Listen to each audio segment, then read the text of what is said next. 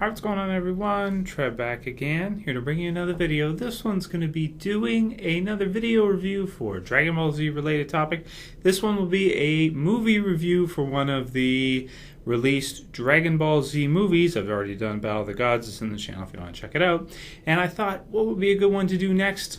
Decided I would go ahead with Dragon Ball Z Movie 8, Broly, the Legendary Super Saiyan.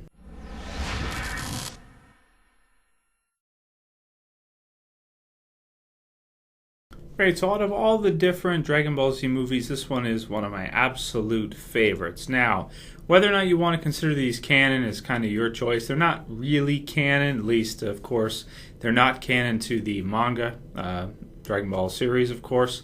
To the anime, I mean, not...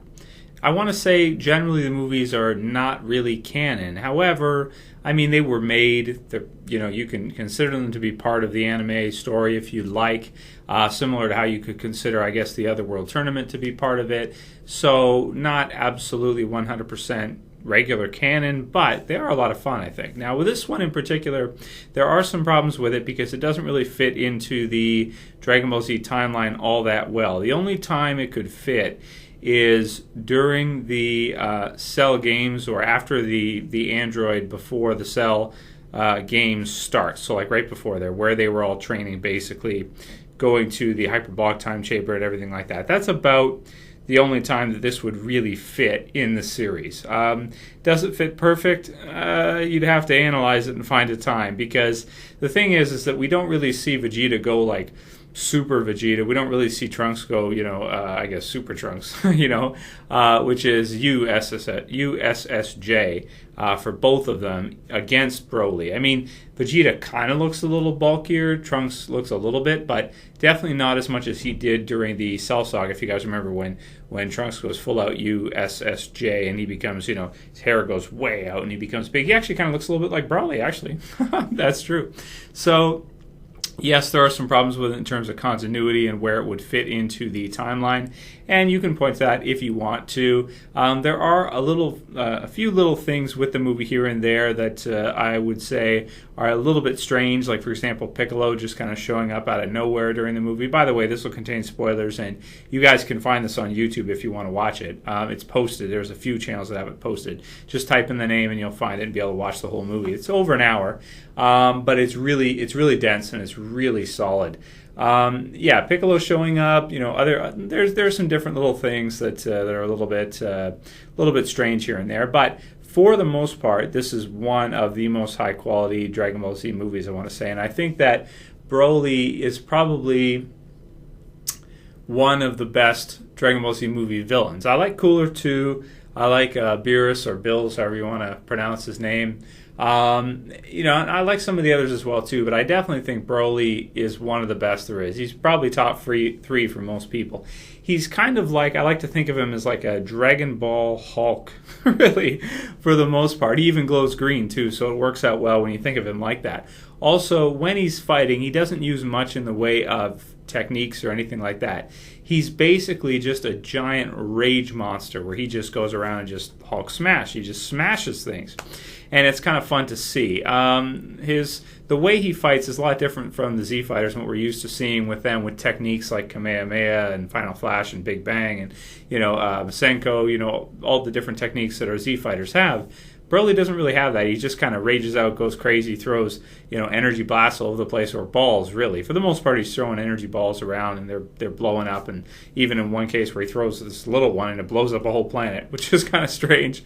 But it's established earlier that he's destroying the South Galaxy, so he's going through and he's just destroying like planet after planet after planet, just going crazy and destroying whatever he wants. And we get to see a bit of that afterwards too, which is pretty cool. But in terms of his fighting style, also he'll have like green energy, balls around him, like almost like a force field. Like when Goku goes to punch him, sometimes he'll get hit with a force field. He's basically invulnerable for the most part. I mean, it takes a lot to be able to damage him. Certain parts you'll have Vegeta, kick him in the side of the neck or hit him full on, and he just smiles at it. He just takes it, even to the point where probably Cell would have to either, block or dodge or whatever. I'll point to a good one, which is the head-on Kamehameha, which instant transmission Kamehameha blew Cell to smithereens, or didn't totally kill him, but had hurt him significantly. His body was in brutal damage, and he had to regrow, of course. Broly, on the other hand, when he gets hit with basically the same Kamehameha head-on, just allows it, doesn't even block it from point-blank range, and it doesn't do anything to him, like basically nothing.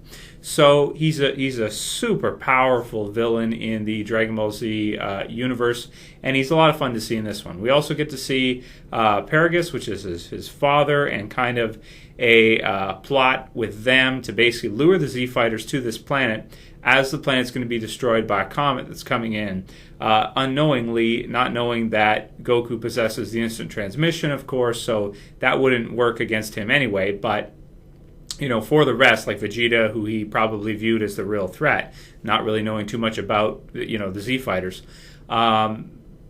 he probably would have been killed had Goku not have been there. I think it's safe to say. So it makes sense in terms of the plot. I think it's a good story when you think about it. What he was trying to do, lure them there, and then take the Earth for himself, basically, if he could control Broly. Unfortunately, Broly, I like how they kind of show the flashbacks to when he's a kid and he's got a power level of like 10,000, and Goku's got a power level of like 2, but he keeps crying and it keeps pissing him off. So I just think that's kind of funny, the way he somehow remembers him, and it traumatized him as a child. So as soon as he sees Goku Kakarot, he just wants to kill him, which is it's good stuff. There's also a few little jokes here and there throughout it, which are kind of funny too, like Goku going to the interview for Gohan, and just totally blowing it off, the line competition as he calls it. So that one's fun. Master Roshi's got a good one in here where he calls him broccoli, which is funny because a lot of these Saiyans are named after vegetables, if you didn't know that, which is kind of strange, but it's true. Raditz is radish, and some of the others too, Kakarot, carrot. And Vegeta, I don't know, you'd have to look that one up. But anyway, some of them are named after that. At least it says that on the wiki, which is funny. But anyway, so it's got some good humor and a great villain, I would say. A great couple of villains, because Paragus is cool too. I like him a lot also. And some incredible action sequences, man. This one, if you have about an hour and you want to watch some Dragon Ball Z, this one is a great one to pick because you get to see a whole story with the villain and everything like that. Condensed so that you don't have to watch 30 episodes or 20 episodes of Kai or whatever. You can just watch it, enjoy it like crazy, and then just go on with your life after. So DBZ is life. But so it's really cool. The action sequences are incredible. Like for example, some of the cool where Broly's just smashing everything all over the place in the ruined city and all that. And I especially like the one where he grabs Vegeta and he slams him into this like building, and this whole as soon as he hits it, this big just circle just gets just right in the center, and then it zooms in on him, and he deforms from Super Saiyan to regular after Broly lets him go. So there's a lot of stuff like that. In terms of the ending, I think it does make sense that they were able to defeat him the way they did, because if you think about it like this, Broly, with his size and how he doesn't control himself and how he just rages out and goes crazy all the time like that, he's going to be, no matter how powerful he is, he's going to be burning up his energy as he's doing that. So the Z Fighters were able to keep him going for long enough, keep him going, wasting his energy, landing a couple blows here and there, one at a time, mostly allowing him to just beat up on them to the point where, because he's so big, and you see this in real life too if you watch fighting, mixed martial arts, or any kind of fighting really, the bigger the guys are, the quicker they get tired. Lighter guys will always have more cardio. It's just all there is to it. So bigger guys, especially like Broly's humongous, he's going to burn up a lot of energy. He's going to get tired. So it makes sense that he would, partially throughout, which you can kind of see it when you watch. If you watch carefully, there are parts where it looks like he's starting to get a little bit. He says he's getting stronger and whatever, and he's raging and the blasts are going everywhere, but it seems like he's getting a bit tired. And then, of course, they pool their energy, they give it all to Goku, so Goku's able to land a good blow, and from the impact, Broly's energy just basically explodes out of him. With Vegeta's help. Before Vegeta gave him his power, he didn't have enough. So I think it makes sense, because if you think about it, who's a better fighter between the greatest martial artist on Earth, who's practiced martial arts his entire life, even in the afterlife under King Kai and other masters that have given him so many great techniques, or a rage monster like Broly that nobody can get him to calm down for 5 minutes to even practice anything. He just goes nuts. So because they were able to close the gap, because Broly was a bit tired, Goku was able to land a brutal blow, and as a result, Broly's energy exploded right out of him because he has no idea what he's doing. Basically, he's just raging out all the time, going crazy, fighting with no technique, just brawling, throwing guys into buildings, and clotheslining guys like some kind of professional wrestling or something like that. But for real. So I like it. I like it overall. I mean, you want to have the good guy win in the end anyway. You wouldn't want to have him just try to escape and leave Broly there to be hit by it. That'd kind of be not the greatest ending.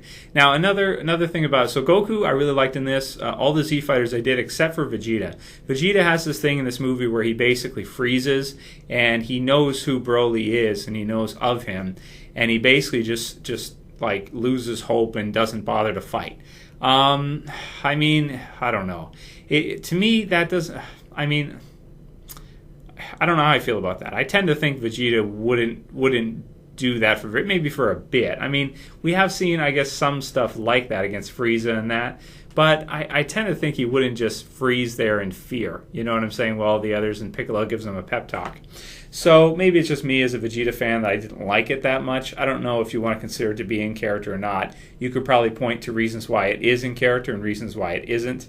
Through the series, because the series is so long and he goes through so much change all the way through. Granted, he was, mentally he was controlled by Babidi and, different things like that. So you could argue that's arguable. But I guess as a viewer and a fan of Vegeta, I just didn't really like to see him in that kind of a state where he's just frozen in fear, against an opponent. I don't know. So anyway, nevertheless, it's one of the best DBZ movies you can watch. I'm going to give it a solid 9 out of 10. I think it's really fun. Great action and just over the top, awesome craziness. It's got everything you'd like about Dragon Ball Z. It's amazing. So one of the best there is. Definitely better than Broly's Second Coming. Definitely better than a lot of the other Dragon Ball movies. One of my favorites, Broly, movie 8, the Legendary Super Saiyan. Let me know what you guys think about the movie. Let me know if you saw anything else in it that you don't necessarily like or you don't think makes sense. Feel free to discuss it below. Maybe put what your favorite part is as well too in the comments, so we can kind of talk about that. Maybe what your favorite action sequence was or what. I like it all the way through. I even like the punch at the end from Goku that he's able to land on him. I don't know if you would consider that to be a Dragon Fist or not. I don't think so. Not really.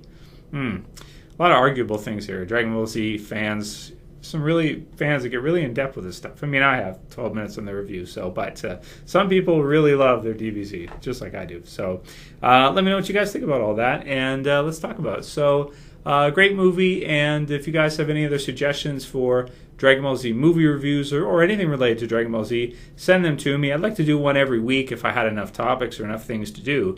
It's just hard because, there isn't that much new content for it aside from Kai, which hasn't been that much different than Z was for the same part, really.